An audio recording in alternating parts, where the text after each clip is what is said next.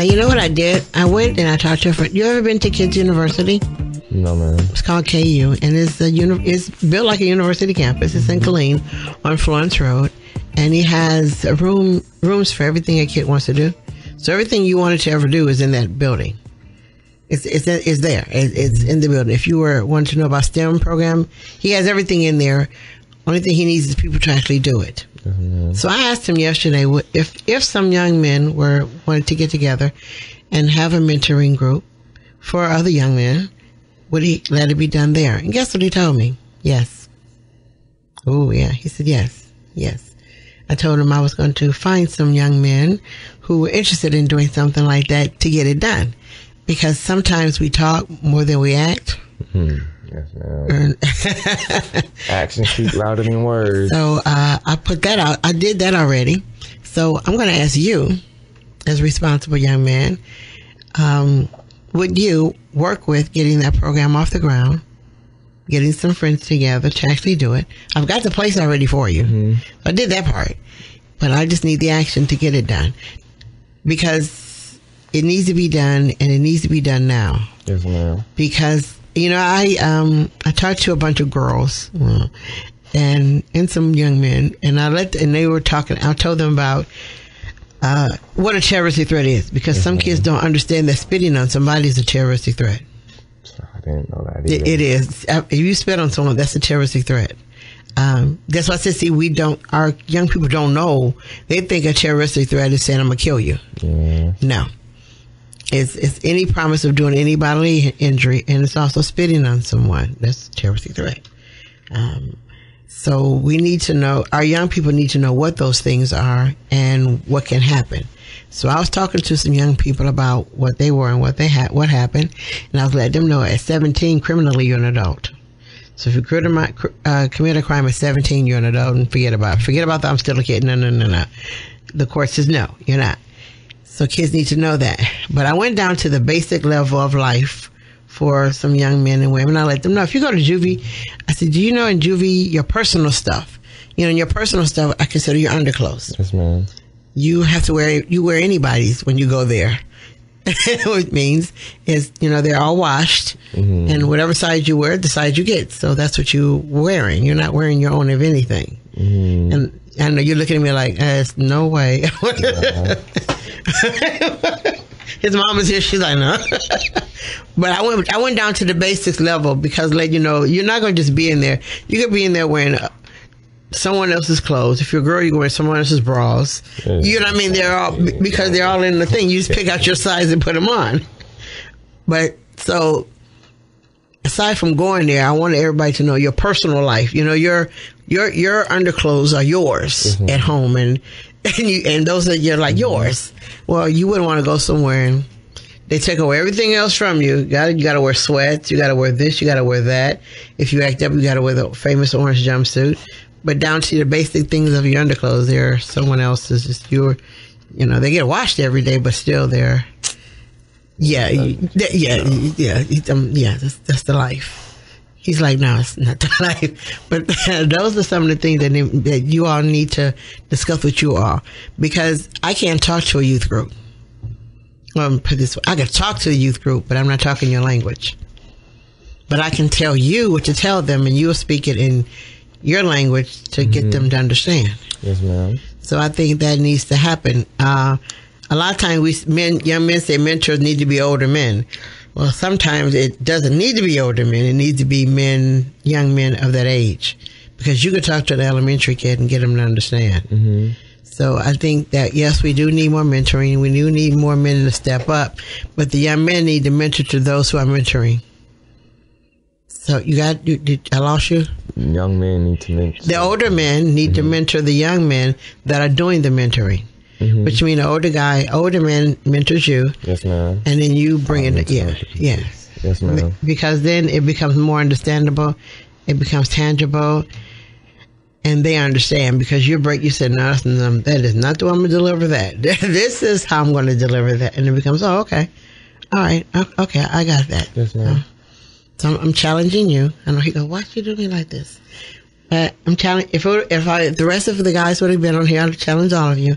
But I would like for you to think about it, not just say, I am doing it, but think about doing it, and let me know what you think. Yes, ma'am. And I'll introduce you and your parents to Mr. Lemon, and you'll get to see kids. He even has an industrial kitchen that's set like a campus kitchen. Mm-hmm. He has that in the building. So it's like it's an actual university.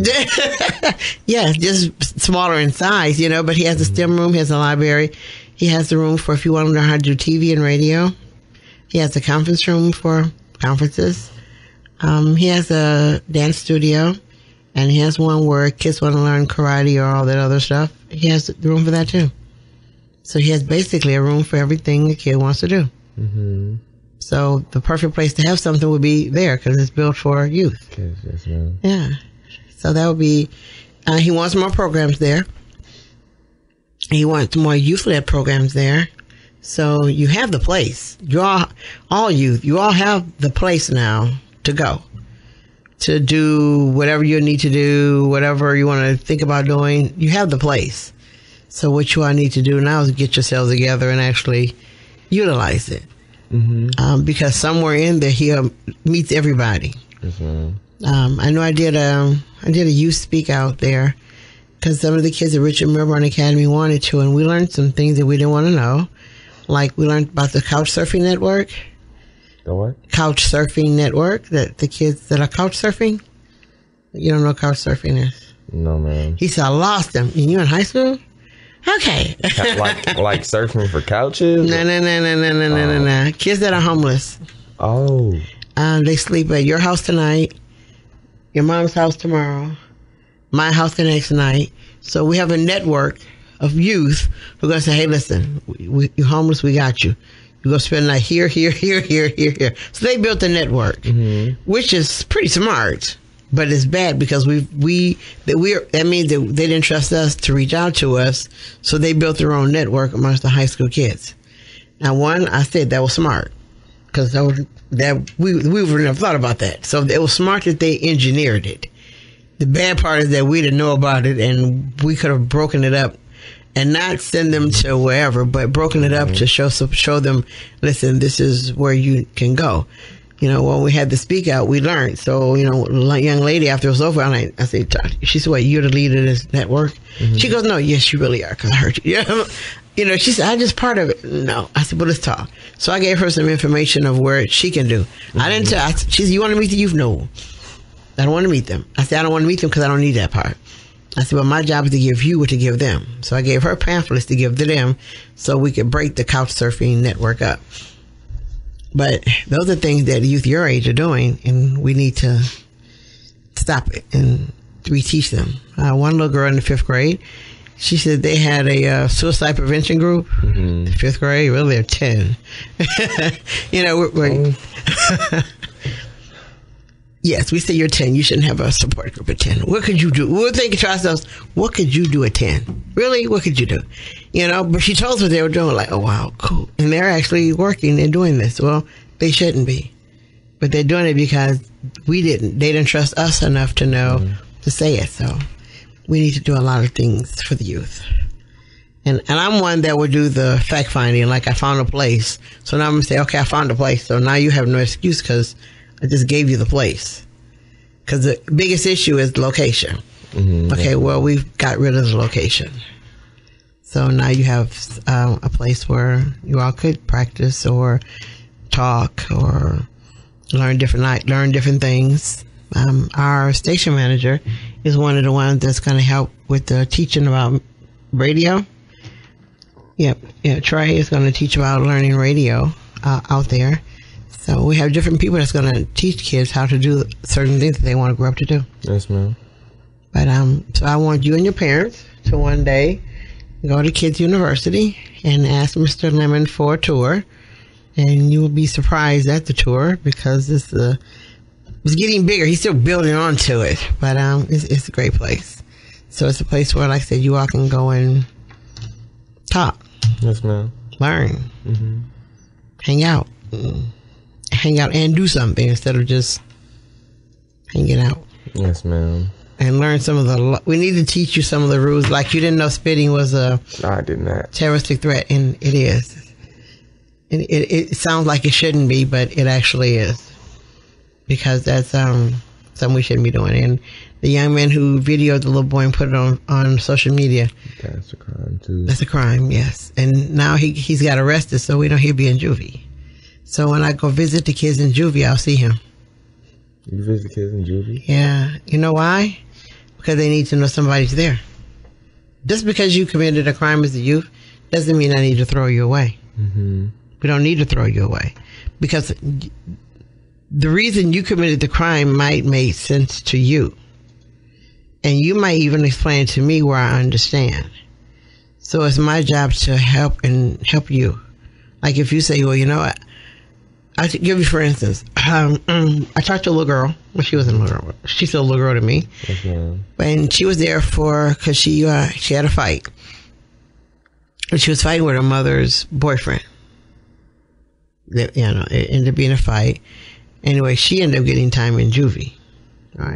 I think that was, Huh? Did the mother's boyfriend not? No, he didn't at that time. At that time, no. So she was Miss Hardcore in a juvie, right? And I love the Miss Hardcores because I can get past the hardcore part and we could talk. So one day we sat. It was just me and her, and we were talking. And I felt that that closed up. I'm not gonna say nothing to you. Yes, ma'am. Yeah, I felt that. She gave it to me real good, but I kept asking questions until finally she started talking. Well, I found out that he was molesting her, and Mom knew it, but he was paying the bills. So, Mom, you know how that is. She's not talking. Mama's not talking. She just shook her head. But I don't know if you know how that is. But I'm saying your mom because we know women will do that, which is wrong, but it's done. But he was paying the bills and everything, so Mom kind of looked the other way. He went north, she looked south. So one day the girl decided that no one was going to fight for her. She realized, okay, nobody's going to fight for me with this, so I got to do it. So she let me know what happened. Mm-hmm. And she did. She waited till he was asleep one night and she went at him, because she knew that was her time to actually win. So she went at him, and I was like, well, okay, you don't need to be here. To me at that point, she didn't need to be there. So I told her, I said, if you let me know his name, I'll do what I can do. She goes, well, I told this person. I said, you didn't tell me. Mm-hmm. You told them. She goes, yeah, but you didn't tell me. I said, so you can't blame me for what I didn't know. I said, so you're blaming me? She said, no. No. I said, so what's his name? So she wrote his name on a piece of paper. I said, cool. I said, I need to know his last address. She gave me that, and 2 weeks later, I went back to see her again. And she came up and she hugged me, big smile on her face, right? Mm-hmm. I said, what's going on? And I knew. I said, what's going on? He's in jail. She did. She said, but my mother's in jail too. Okay. That was kind of her low point, And I explained why. She said, yeah, I know. I said, so what's the other good part? She said, I wanted to live with my grandmother. So she was being released early. Oh. And because it wasn't her. I mean, yes, it was. She did it, but she had circumstances. So she's out, and she went to live with her grandmother. I've checked on her since then, and she's a whole new little girl. So we need to be. So that's why I visit the kids in juvie. Not all of them. The crime they commit, sometimes it has a reason. It has a background to it. Yes, ma'am. So when kids go to juvie, yes, I'll go visit them. If a kid writes me a letter and asks for help, I'm going to check it out, yeah. Because even though they're there, they need to know we didn't throw you away. Yes, ma'am. We didn't kick you to the curb. Some kids are there, I'm like, you need to be there. There are kids who say, I'm like, yeah, and you need to be here. Mm-hmm. And they look at you like, well, yeah, you need to be here. But then there's kids you go, no, you did something wrong, but there was a reason why you did it. And so that's why I do go there. Mm-hmm. And it's important, like I said, that we go there. Kids, no matter what, you need to know there's an adult out there that cares about you. Yes, ma'am. No matter what you did, no matter where you are, you need to know somebody somewhere said, hey, how you doing? Let's talk. And it opens up a lot of doors. Because she asked me, she said, what do you expect of me? And I told her, I said, I expect you to do what I did for you for somebody else. Yes, ma'am. And she said, that's all you want? I said, I don't want. I said, I want you to do for another girl what I did for you. And, you know, she was like, oh, I can do that. I said, good. That's all I want. I said, it's fair. So, yes, I do go. And, yes, I am that person who goes that extra. Yeah, I'll do it. I'm the one who would kick the door in because I don't care. And I'm the one that will argue with your governor. I did, Mom. I'm sorry. But we have to stand up for you where you can't stand up. Yes, ma'am. So we need to do that. So what will you say to our youth of today, of what's going on with them? What are you going to say to them? Well, they need to hear your words. When we make our decisions, we got to use this thing we got called our mind. Wow, it's very, very, very useful. It makes, if you actually use it, you won't make some stupid decisions. I mean, some stupid decisions are for some stupid reasons. I mean, I understand, yes, things happen, but there are better ways to handle certain things than just resort to violence or talk or anything. We can use our mouth and speak up. We can take a stand. I mean, when something isn't right, just take a stand. I mean, if we look back in the old days, Martin Luther King Jr. saw there was something not right, so he took a stand. Malcolm X saw something was not right, took a stand. Colin Kaepernick saw there was something that wasn't right, so he took a stand.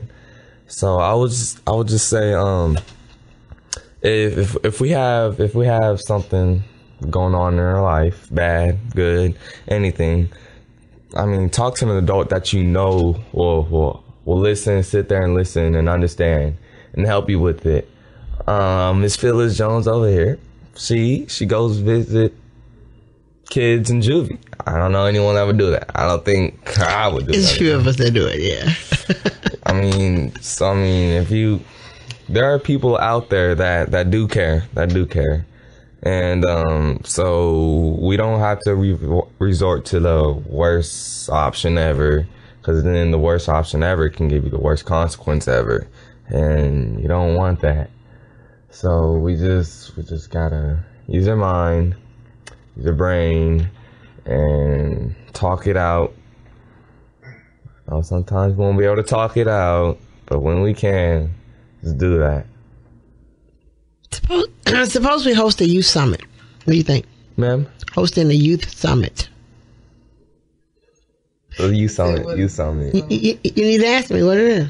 I don't know. What's a youth summit? Easy. A bunch of youth come together and talk. Oh. That's all. Oh. Talk, speak it out, say exactly what you mean and what you feel. And you have a panel of adults who can answer your questions. I think that would be a good idea. I remember this one time at my church, Westside Baptist Church in Killeen. We had something like that, the youth, and our pastor. The No More Violence? It was in July of last year? Oh, no, ma'am. Okay. This is something. It was just between our youth of our church, our pastor. We got together and we talked about what's going on in our lives and what we think needs to change, and how we could help change it, and how we think adults could help change it. So, I mean, I think a youth summit would be good. So you gonna help me put it on? Yes, ma'am. See, I don't know what no means, because no one's ever defined it for me. So I don't know what it means. I have no clue. No. I don't know what no means. I don't know what it means. No one's ever defined it to make me believe that it's a word that I should use. It's like, man. Is there even a definition for no? I mean, I guess we're just born with knowing what no means. I mean, when you're a little kid and you're doing something wrong, no, you're not supposed to do that. I mean, so. But as far as working with people, I don't know what it means. So if I had someone to help me out with something and they say, no, I don't know what that means. Yes, ma'am. Yes, ma'am. Not just you. Get a bunch of kids from different schools Let me know. Let me know. I got the place. Remember that. Yes, ma'am. So you want to pick a Saturday, and we'll do it. Yes, ma'am. I could. You and some friends. Yes, ma'am. And y'all get together. Now, my job is only the place. My job is not the flyer and all that cool stuff and the media thing. That's not my job. It's yours. Mine's just the place. I get the place and I get the snacks because I know you have to feed kids. Yes, ma'am. So I know that. I know that. I work at elementary school. They eat more than you all do. But anyway, you know, you haven't seen the kids in my room that are like this. I have some 3-year-olds that could kill 2 Big Macs. I know, seriously, I do, for real.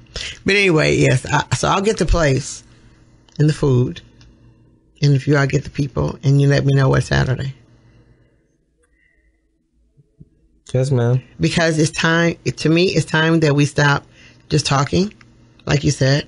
It's time that we start talking and with the action approach, such as we did after the oratorical, after the program. We went straight to City Hall and took a picture, you know, so we need to do that.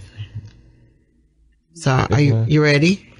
I'm ready. Yes, okay. All right. So next time I talk to you, you're going to be like, this Saturday, at this time, we'll be ready. Yes, ma'am. Okay. I'm just saying. He's like, no, she didn't put me on blast. That's fine. Oh, I mean, I'm busy, man. No, I got other events too. I mean, you go, man. How soon do you? It's not on me. It's on you. I was thinking like maybe March. It's on you. See, I just got the place. It's up to you and your group, and the group that you're gonna form. Yeah.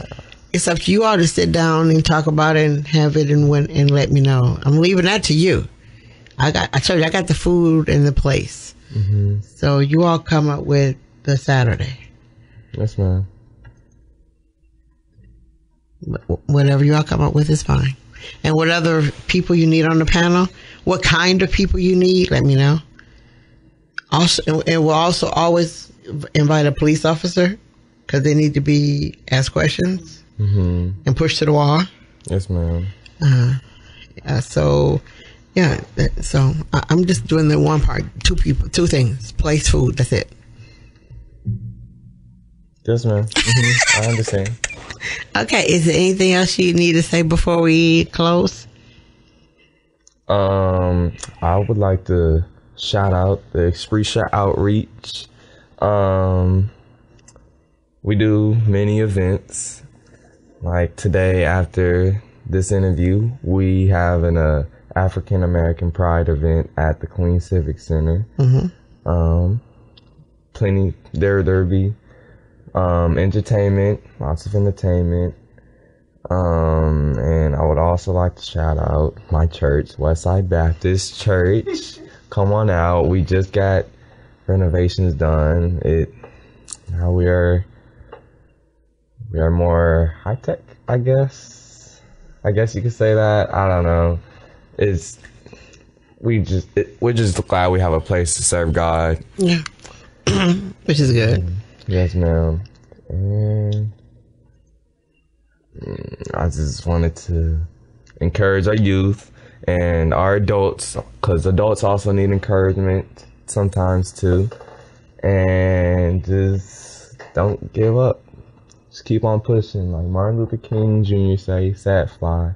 If you can't fly, then run. If you can't run, then walk. If you can't run, then crawl. But whatever you do, keep on moving forward.